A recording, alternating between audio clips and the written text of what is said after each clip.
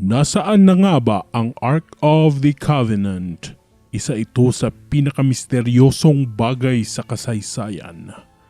May mga nagsasabing nasa ilalim ng lupa, ang iba nasa Africa raw. Totoo ba ito? Tara, pag-usapan natin. Ang Ark of the Covenant ay isang sagradong kahon na ayon sa Biblia gawa sa ginto at kahoy.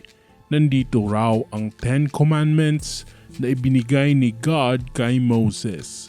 At ayon sa kwento, kung sino ang humawak nito ng walang pahintulot, pwedeng mamatay on the spot. Damn! Pero teka, bakit nawawala na ito ngayon? Sabi ng mga scholars, nawala raw ang Ark nung sinakop ng Babylonia ang Jerusalem noong 586 BC. Wala na sa templo at mula noon biglang naglaho. Walang record, walang tiyak na lokasyon. Saan na nga ba ito ngayon? Maraming teorya ang lumutang. Una, nasa Ethiopia daw.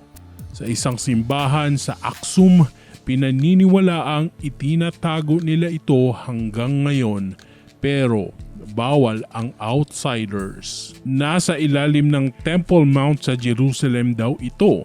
Ayon sa mga archaeologist, baka tinago ito sa ilalim bago pa masira ang templo.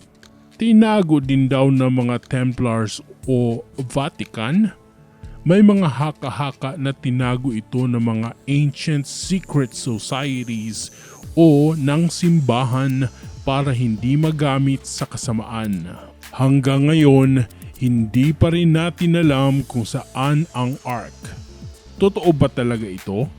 O gawa-gawa lang ng kasaysayan? Ikaw, ano sa tingin mo? Nasa mundo pa ba ang Ark of the Covenant? I-comment mo sa baba. At kung gusto mo pa ng ganitong kwento, like, follow at ishare mo na ito. Maraming salamat. Base sa tunay na buhay.